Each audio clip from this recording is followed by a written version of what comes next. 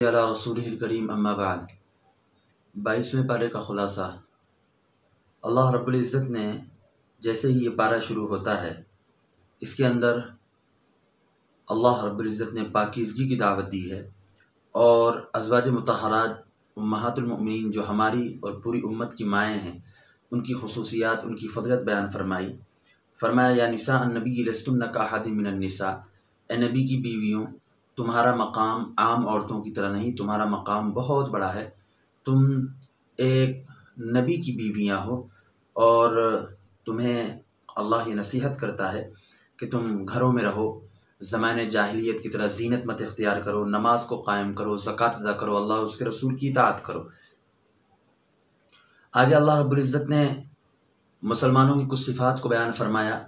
इन्नल मुस्लिमीन वल मुस्लिमात वल मुमिनीन वल मुमिनात, मुसलमान मर्द मुसलमान औरतें, मोमिन मर्द मोमिना औरतें, फरमाबरदारी करने वाले मर्द फरमाबरदारी करने वाली औरतें, सच बोलने वाले मर्द सच बनने वाले औरतें, सब्र करने वाले मर्द सब्र करने वाले औरतें, खुशू खुजू करने वाले मर्द खुशू खुजू करने वाले औरतें, सदका करने वाले मर्द सदका करने वाली औरतें, रोज़ा रखने वाले मर्द रोज़ा रखने वाले औरतें, और अपने शर्मगाहों की हिफाजत करने वाले मर्द अपने शर्मगाहों की हिफाजत करने वाले औरतें, और अल्लाह का ज़िक्र खूब करने वाले मर्द और खूब करने वाले औरतें।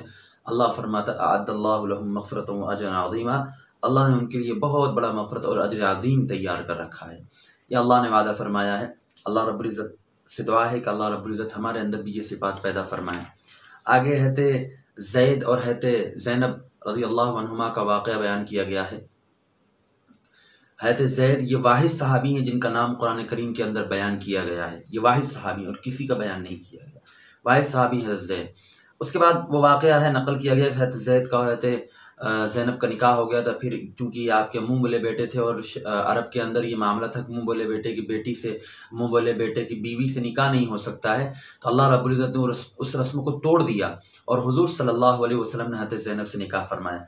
फिर आगे अल्लाह रब्बुल इज़्ज़त ने फरमाया कि अल्लाह का ज़िक्र खूब करो, और आगे अल्लाह रब्बुल इज़्ज़त ने फरमाया, मुसलमानों को हुक्म दिया कि जब तुम किसी के यहाँ दावत खाने जाओ, किसी के यहाँ खाना खाने जाओ, नबी के घर पे जब गए थे तो तुम्हें चाहिए कि तुम जब खाना खा लो तो अपने काम मुकम्मल कर लो, तो वहाँ से चले जाओ, फैल जाओ वहाँ से, और घर वालों के लिए और नबी के लिए तकलीफ़ का बाइस मत बनो।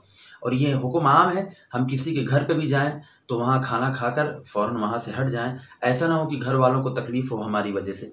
और आगे अल्लाह ने फरमाया कि अल्लाह रब्बुल इज़्ज़त ये बात जो देता है ये शर्म वाली बातें हैं, बाहया आदमी की निशानी है, यही तुम्हारे क़ुलूब के लिए पाकीज़गी का बाइस है। आगे अल्लाह रब्बुल इज़्ज़त ने फरमाया कि ए नबी, आप अपनी बीवियों से, अपनी बेटियों से, मोमिन मुसलमान मर्द मुसलमान औरतों से कह दीजिए कि वो पर्दे का ख़याल रखें। जिल्बाब उस चादर को कहा जाता है जो सर से लेकर पाँव तक हो, ऐसी चादर को पहनने का हुक्म कुरान करीम ने दिया है। उससे पहले अल्लाह के रसूल सल्लल्लाहु अलैहि वसल्लम के ऊपर दरूद शरीफ पढ़ने का हुक्म दिया गया है और फरमाया कि इन्नल्लाह व मलाइकतहु युसल्लूना अलन नबी या अय्युहल्लज़ीना आमनू सल्लु अलैहि वसल्लिमू तस्लीमा। बहुत मशहूर आयत है। आखिर में अल्लाह रब्बुल इज़्ज़त ने सूरह अहज़ाब के आखिर में फरमाया कि अच्छी बात कहो और अल्लाह से डरो, अपने आमाल की इस्लाह की दुआ मांगो, मग़फ़िरत तलब करो, अल्लाह उसके रसूल की इताअत करो, अल्लाह रब्बुल इज़्ज़त तुम्हें माफ़ फरमा देगा। आगे सूरह सबा शुरू होती है। चूँकि इसके अंदर कौम सबा का एक वाक़या है, उसी वजह से इस सूरत का नाम सूरह सबा है। इस सूरत की शुरुआत जो है तौहीद से होती है। उसके बाद अल्लाह रब्बुल इज़्ज़त ने क़यामत की कुछ अलामात को बयान फरमाया है और अपनी क़ुदरत को बयान फरमाया। फिर हुज़ूर सल्लल्लाहु अलैहि वसल्लम को जो ये लोग पागल कहा करते थे, क्योंकि वो पागल हैं कि ये कुरान करीम को अपनी तरफ से गढ़ लिया है पागलपन पे, तो उस सब का रद्द किया गया। अल्लाह ने फरमाया कि पागल तो तुम हो, मजनून तो तुम हो कि तुम अल्लाह की लाई हुई बात को, अल्लाह के रसूल ने जो बात बयान की उसको मानते नहीं हो। फिर आगे हज़रत दाऊद अलैहिस्सलातु वस्सलाम का किस्सा बयान किया गया है कि अल्लाह रब्बुल इज़्ज़त ने चरिंद परिंद को इतने अच्छी आवाज़ में कुरान करीम की तिलावत किया करते थे। उस वक्त की जो किताब हज़रत दाऊद को दी गई थी, अल्लाह रब्बुल इज़्ज़त ने जो उनको अता फरमाई थी, उसकी इतनी बेहतरीन आवाज़ में तिलावत किया करते थे कि चरिंद परिंद हज़ार सारे के सारे आपकी आवाज़ को सुनने के लिए इकट्ठे हो जाते थे। और फिर हज़रत सुलेमान अलैहिस्सलातु वस्सलाम के मुतालिक बताया कि लोहा आपके हाथ में आकर मोम बन जाता था और आप जो है जो जंग के लिए जो ज़िरे पहने जाती हैं उसको बनाया करते थे। और आपको अल्लाह रब्बुल इज़्ज़त ने ऐसी ऐसी बादशाहत और सल्तनत अता फ़रमाई थी, किसी को नहीं अता फ़रमाई थी। आप जिन्नातों पर हुकूमत करते थे और जिन्नात जो आपसे डरते थे, आपने उनसे मस्जिद अक़सा को तामीर फ़रमाया। तो उस वक़्त जब आपके मौत का वक़्त क़रीब हुआ, तो आपने अपने आसा के सहारे उनके सामने खड़े हो गए ताकि जिन्नात ये समझें कि हाँ, ये हमारी निगरानी कर रहे हैं। उसके बाद उनके आसा को दीमक खा गया और आप ज़मीन पर गिर गए, तब जाके पता लगा। अब इससे समझना आना चाहिए कि जिन्नात जो कहते हैं कि हमें ग़ैब की बात मालूम है, अल्लाह रब्बुल इज़्ज़त उनका फरमा दिया तुमको कुछ नहीं मालूम है। आगे कौम सबा का वाक़या है। कौम सबा को अल्लाह रब्बुल इज़्ज़त ने बहुत सारी खुशहाली दी थी, बाग़ात अता फ़रमाए थे, दाएँ जानिब भी बाग़, बाएँ जानिब भी बाग़, बहुत ही खुशहाली का मौका था और बहुत ही खुशहाली की ज़िंदगी गुज़ारते थे, ऐश व आराम की ज़िंदगी, सारी नेमतें अल्लाह रब्बुल इज़्ज़त ने नवाज़ी थी। लेकिन इन्होंने धीरे-धीरे नबियों की नाफ़रमानी शुरू की। अल्लाह रब्बुल इज़्ज़त ने तफ़सीर इब्न कसीर में है कि तक़रीबन 13 अंबिया किराम अलैहिमुस्सलातु वस्सलाम को उनकी तरफ भेजा, लेकिन उन्होंने सबकी नाफ़रमानी की। अल्लाह रब्बुल इज़्ज़त ने एक डैम था जिससे ये अपने खेतों को और बागात को सैराब किया करते थे, उसको खोल दिया और ये सारी की सारी बस्ती पानी में बह गई। आगे अल्लाह रब्बुल इज़्ज़त ने फिर कुरान करीम के अंदर ये इस पारे के अंदर अल्लाह रब्बुल इज़्ज़त अपनी क़ुदरत को बयान फरमाया और उसके बाद आखिर में अल्लाह रब्बुल इज़्ज़त ने हुज़ूर सल्लल्लाहु अलैहि वसल्लम की तरफ से जवाबात दिए हैं, जो कुफ़ार मक्का और मुशरिकीन एतराज़ किया करते थे और कहते थे कि ये जो नबी आए हैं ये अपनी तरफ से बातें कहते हैं। तो अल्लाह रब्बुल इज़्ज़त ने फरमाया कि हमारा काम है, क़ुल इन ज़ललतु फ़इन्नमा अज़िल्लु अला नफ़्सी, तो तुम अगर तुम गुमराह होते तो मेरे नफ्स का कोई नुकसान नहीं है।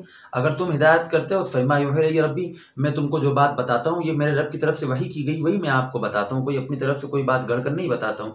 ये सारी बातें अल्लाह रब्बुल इज़्ज़त ने फरमाई कि आखिरत में जब मामला आएगा तो इस वक्त ये लोग ऐसे भागते फिरेंगे और अल्लाह रब्बुल इज़्ज़त ने जो वादा किया है उससे भागते फिरेंगे। व अन्ना लहुमुत तनावुशु मिन मकानिन बईद फ़क़द कफ़रू बिही मिन क़ब्ल व यक़ज़िफ़ून बिल ग़ैबि मिन मकानिन बईद। अल्लाह रब्बुल इज़्ज़त ने पूरा वाक़या यहाँ पर बयान फरमाया।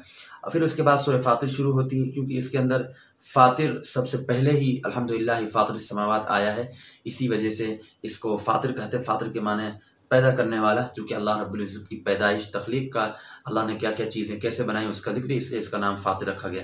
इस पूरी सूरत के अंदर अल्लाह रब्बुल इज़्ज़त ने सिर्फ़ अपनी क़ुदरत को बयान फरमाया है। सारी क़ुदरतें अल्लाह रब्बुल इज़्ज़त की जितनी हैं अल्लाह रब्बुल इज़्ज़त ने सबको बयान फरमा दिया है कि पहाड़ बनाए और क्या कहते हैं रोशनियाँ दी हैं और रसूल भेजा है डराने के लिए और तुमको बागात दिए हैं, और अल्लाह रब्बुल इज़्ज़त ने सारी क़ुदरतें अपनी बयान फरमा दी हैं इसके अंदर। इसके बाद सूरह यासीन शुरू होती है। सूरह यासीन का आज पूरा खुलासा आपके सामने पेश कर देते हैं। सूरह यासीन के अंदर अल्लाह रब्बुल इज़्ज़त ने बहुत सारी निशानियाँ बयान फरमाई हैं। उनमें से एक निशानी ये है कि एक कौम थी जिसके पास अल्लाह रब्बुल इज़्ज़त ने नबियों को भेजा, जो इज़ अरसलना इलैहिम इस्नैनि फ़कज़्ज़बूहुमा फ़अज़्ज़ज़ना बिस्सालिसिन, 2 नबियों को भेजा, फिर उनके ताकत के लिए एक नबी को और भेजा। मुफ़स्सिरीन उनके नाम लिखे हैं, सादिक़, मसदूक़ और शमऊन, इस तरह के नाम ज़िक्र किए हैं। इनको भेजा अल्लाह रब्बुल इज़्ज़त ने इनको दावत देने के लिए, लेकिन ये लोग नाफरमानी करते रहे और अल्लाह के रसूल जो उनकी तरफ आए थे उनकी बात नहीं माने, और जब वो रसूल इनको तालीम देते तो ये उनको तकलीफ़ पहुँचाते, उनको उल्टा सीधा कहते। तो एक साहब थे जिनका नाम आसिफ़ बिन बल्खिया बताया जाता है, वो आए तो इन्होंने उनको भी मारा और मार मार कर बेहोश कर दिया। अल्लाह रब्बुल इज़्ज़त ने फरमाया कि मैंने एक चीख इनके ऊपर भेजी, ये सारे के सारे हलाक हो गए। फिर आखिर में अल्लाह रब्बुल इज़्ज़त ने सूरह यासीन के अंदर अपनी क़ुदरत को बयान फरमाया कि सूरज और चाँद को बनाया अल्लाह रब्बुल इज़्ज़त ने, और कश्ती को बनाया जिस पर तुम चलते हो, वगैरह वगैरह सारी क़ुदरतें बयान फरमाई।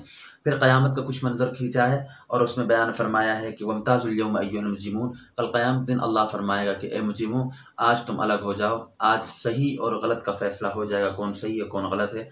और कुरान करीम ने यहाँ पर एक नक्शा खींचा है, क़यामत का मंज़र खींचा है कि अल्लाह रब्बुल इज़्ज़त ये बात बयान फरमाएंगे कि जब कल हिसाब व किताब का मामला होगा तो अल्लाह रब्बुल इज़्ज़त मुँह को बंद कर देंगे और हाथ और पाँव ये गवाही देंगे अल्लाह के सामने। अल्लाह रब्बुल इज़्ज़त हमारी हिफाज़त फरमाए और हमसे अल्लाह रब्बुल इज़्ज़त कुरान करीम पर अमल करने की तौफ़ीक़ नसीब फरमाए हम तमाम को। उसके बाद आखिर के अंदर सूरह यासीन के अंदर आखिर में अल्लाह रब्बुल इज़्ज़त ने बयान फरमाया है कि ये लोग जो आपको बुरा भला कहते हैं, कुल युहय्यिहल्लज़ी अंशअ अव्वल मर्रा, कुफार मक्का मुशरिकीन में से एक आदमी आया और आपके सामने गली सड़ी हड्डी को उठाकर कुचल दिया और कहने लगा कि भला कौन इसको पैदा करेगा।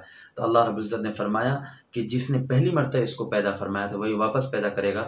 अल्लज़ी जअलकुम मिन अश-शजरिल अख़ज़रि नारन फ़इज़ा अंतुम मिन्हु तूक़िदून अवलैसा अल्लज़ी ख़लक़स समावाति वल अर्ज़ बिक़ादिरिन अला अन यख़्लुक़ मिथलहुम बला वहुवल ख़ल्लाक़ुल अलीम इन्नमा अम्रुहु इज़ा अरादा शयअन अन यक़ूला लहू कुन फ़यकून फ़सुब्हानल्लज़ी बियदिही मलकूतु कुल्लि शैइन व इलैहि तुरजऊन।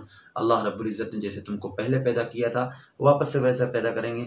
अल्लाह रब्बुल इज़्ज़त हर चीज़ पर क़ादिर रखता है। और अल्लाह रब्बुल इज़्ज़त ने फिर आखिर में अपनी बड़ाई और अपनी क़ुदरत को बयान फरमाया है। अल्लाह रब्बुल इज़्ज़त हमें इन अहकामात को समझने की तौफ़ीक़ नसीब फ़रमाए। आखिर दावाना।